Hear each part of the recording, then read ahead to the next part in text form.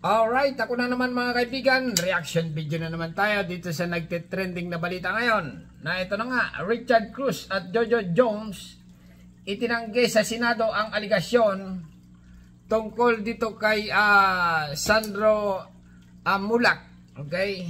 Yung ginawa nila ng something, ayun na nga, dinideny nila. Ito na mga kaibigan, ang breaking news ngayon.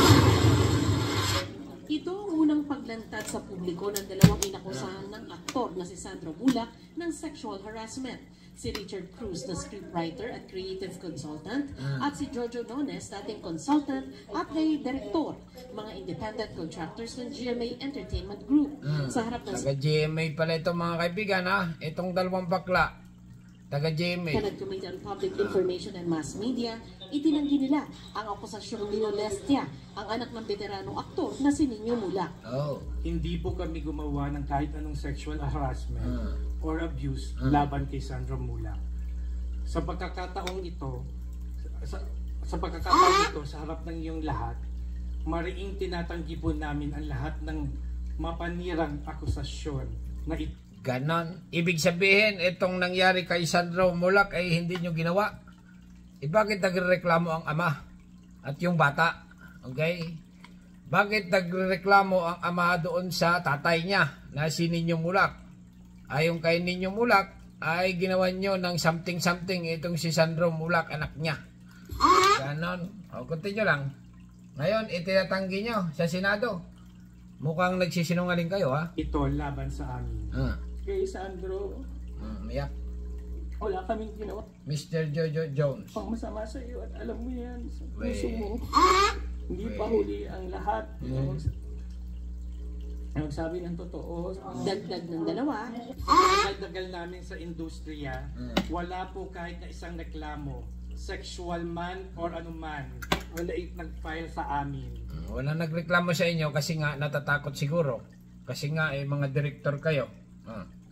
Continue lang. Kaya hindi po namin sisirain ang iniingatan naming pangalan at karera at reputasyon para makapag-abuso o haras ng isang tao. Lalo na po na alam namin na anak ng sikat na artista at ma-influensya ang pamilya.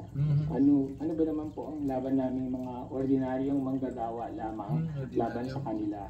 Hindi naman po namin itinatangging bakla kami, sa katunayan ang Mga kaibigan na, kaya pasensya na kayo kung ang word ko ay bakla. Hindi nga nila itatanggi sila ay bakla, dalawa. Ulitin natin, take 2.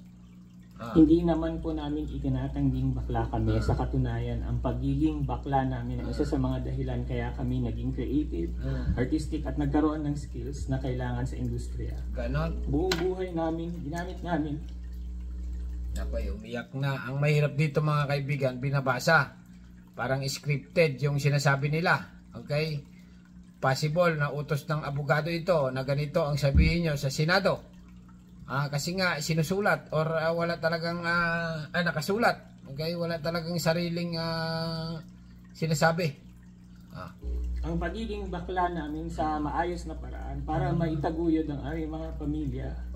May panawagan sila sa publiko. Sa huli kami rin po ay humihiling ng hustisya. Mabigyan sana ng hustisya ang malisyosong pagbibintang sa amin. Nako.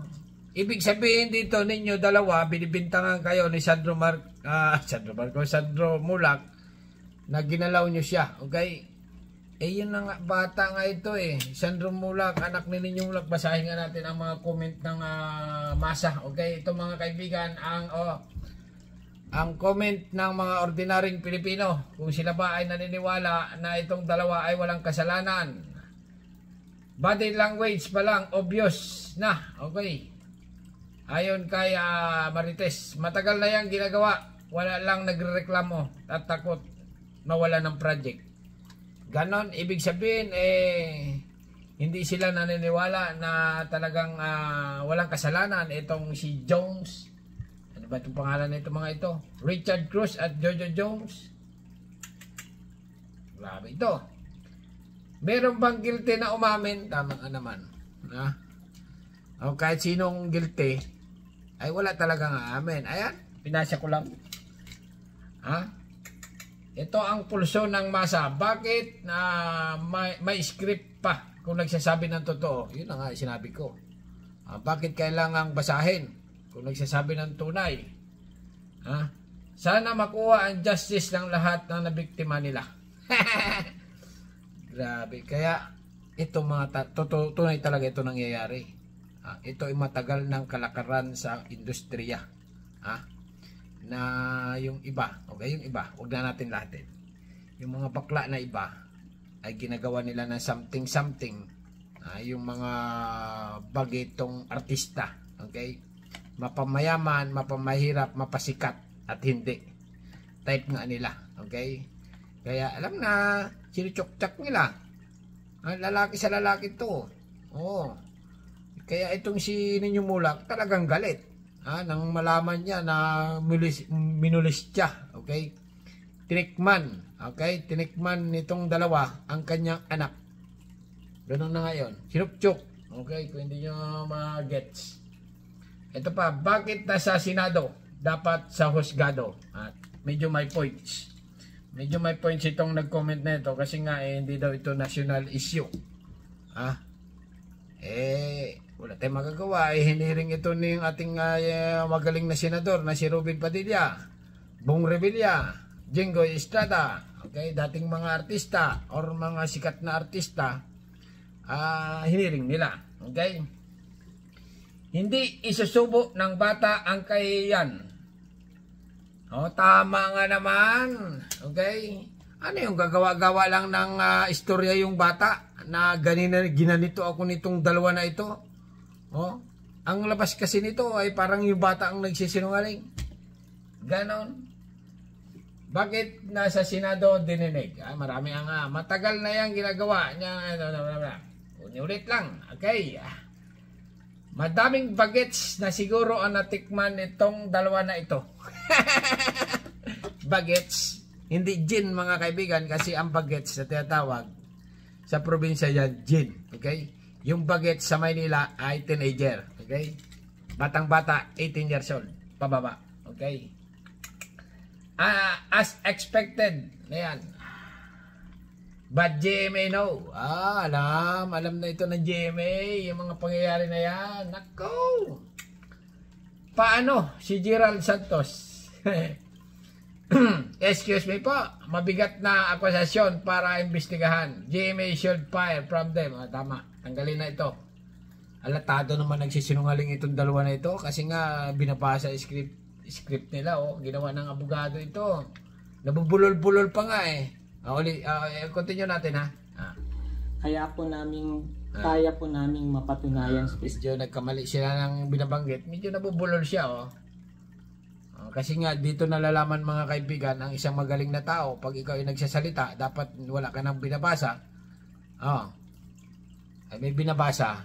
Ay medyo talagang scripted. Kaya po kaya po namin mapatunayan sa Piskalya o Korte na wala kaming kasalanan. Basa niya. Hintayin lang po sana natin ang proseso, ang due process. Sinong gumawa ng sulat na yan at kayo ay nagsasalita ng ganyan? Habang hinihintay po yan, humihiling po kami sa sambayanan na huwag niyo po muna kami husgahan. Ako ay iba na ngayon ang panahon. Richard Cruz, Jojo Jones, okay? Ang tao ngayon ay talaga namang prangkahan na. Hindi naman sa kayo ay hinuhusgahan. Ibig sabihin, kung kayo ay nagsasabi ng totoo, ay hindi na dapat pag-usapan niya, mga ganyan. Continue lang. Bako na ba mga convicted na criminals? Ako ay umiyak. Hindi naman nakakaawa itong iyak mo, Utoy. Jojo Jones, ginawa mo yan kay Sandro Mulak, ay dapat panagutan mo. Kasi nga, ay kung babae yan, halimbawa, imagine niyo mga kaibigan, anak nyo. Okay, anak nyo, may anak kayo. Babae. Ginalaw nito. Anong maramdaman mo? Nako, ay sigurado, galit na galit ka. Ikaw, halimbawa na hindi na babae, lalaki yung anak mo. 18 years old. Batang-bata. Okay, kung sa mangga, medyo maniba-niba pa. Okay? Ginalaw nito, ng dalawa nito. Nilulipap. Iningat-ingatan mo. Mula baby, pinainom mo ng gatas yung anak mo. Bago nung lumaki, sinipsip ang katas nitong dalawang ito. Anong maramdaman mo? Ano ang feeling mo? Bago ngayon, sasabihin nila sa Senado, nagsisinungaling ang anak mo. Ay, Gintik Marimar. Sino naman ang maniniwala sa inyong ano yan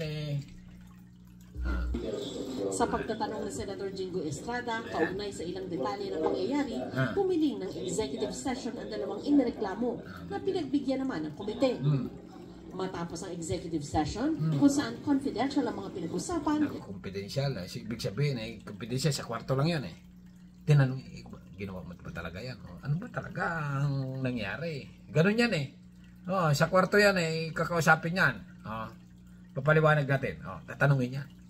Kasi mapapanood ka sa social media. Ano ba talaga? Tunay. Aminin mo na kung ikaw. Sasabihin niya, hindi talaga.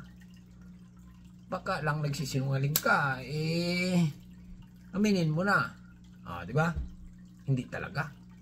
Matigas ka. Balik tayo dito sa Senado ulit. Ganun yan. Ito ang sinabi ng ilang senador. We cannot divulge first yet the details of what transpired during the executive session. But what we all understand right now, there is a strong evidence. Anak ko? Ano? Walang strong evidence o may strong evidence? Strong evidence. Strong evidence?